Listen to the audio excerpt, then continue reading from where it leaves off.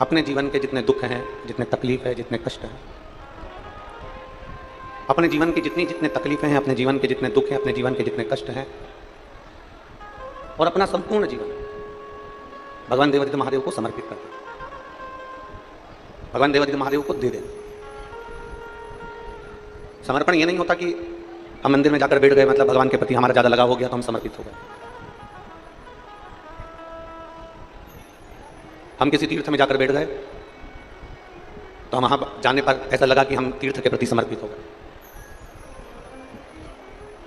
अपने जीवन का सारा भार, अपने जीवन का जितना दुख है, जितनी तकलीफें हैं, जितना कष्ट है, जितना तकलीफें हैं, इन सबको हमने परमात्मा के चरणों में ले जाकर छोड़ दिया। हमारे जीवन का जितना दुख, जितनी तकलीफ, जितना कष्ट, जो भी है, हम उसको परमात्मा के चरणों में ले जाकर छोड़ दें, हम भगवान के चरणों में ले जाकर रख दें, तो समझ लेना कि हमारी जिंदगी का समर्पण हो गया। हमने अपनी सारी जिम्मेदारी बाबा भोलेनाथ जी पर छोड़ दी। अपनी संपूर्ण जिम्मेदारी अपनी संपूर्ण जिम्मेदारी देवादित्य महादेव पर छोड़, संपूर्ण जिम्मेदारी। आपका समर्पण यदि है, आप अगर समर्पण की भाषा को जानते हो, समर्पित की भाषा को जानते हो, तो ये भी मानकर चलना कि हम जिसके ऊपर समर्पित हो जाते हैं फिर वो हमको संभालने लगता। एक छोटी सी भाषा से, छोटी सी बात से अपन अपनी कथा को आगे बढ़ाना चालू करें। मेरी माताएं बैठी हैं, वो जानती हैं, जब छोटा सा बच्चा रहता है तो गोदी में पड़ा रहता है।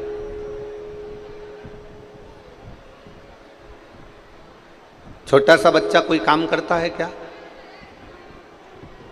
अमलेश्वर की मेरी जीजियां, थोड़ा ध्यान देना। छोटा सा बच्चा गोदी में पड़ा है, दूध उठाकर पिएगा, बोतल उठाकर पिएगा, जम के बोलते जाओ जरा। जन्म लिया शिशु, गोदी में पड़ा हुआ 15 दिन का बालक, 20 दिन का बालक दूध की बाटल उठाकर दूध नहीं पीता। जन्म लिया शिशु, गोदी में पड़ा हुआ बालक भोजन उठाकर नहीं करता, केवल पड़ा रहता है और मां उसके मन की दशा को समझती है।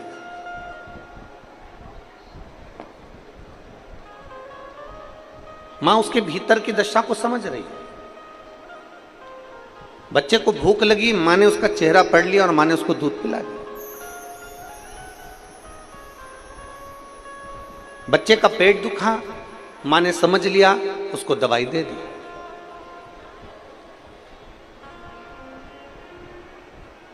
बच्चे ने गंदगी कर दी, मां ने उसको कपड़ा बदल दिया। मां उसकी सेवा संभाल में लगी हुई है, मां उसकी सेवा संभाल कर रही है।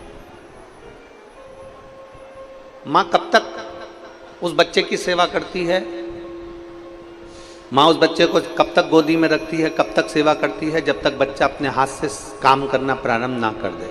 बच्चा खुद दूध पीना प्रारंभ कर देता है, बच्चा खुद हाथ में बोतल पकड़कर दूध पी लेता है, बच्चा कुछ निकाल कर खाना चालू कर देता है, बच्चा कपड़ा बदलना चालू कर देता है, बच्चा अपने श्रृंगार खुद कर लेता है, बच्चा उठ बैठने लगता है, बच्चा अपने काम में लग जाता है। तो माँ फिर उस बच्चे को धीरे धीरे धीरे धीरे छोड़ती जाती है। फिर माँ उसकी सेवा नहीं करती, फिर माँ उसके लिए कुछ नहीं करती, क्योंकि वो बच्चा खुद कर रहा है, वो बच्चा स्वयं कर रहा है। माँ कब तक उसकी सेवा कर रही है, माँ कब तक उसका काम कर रही है, माँ उसके लिए कब तक कार्य कर रही है? जब तक वो बच्चा नहीं कर रहा।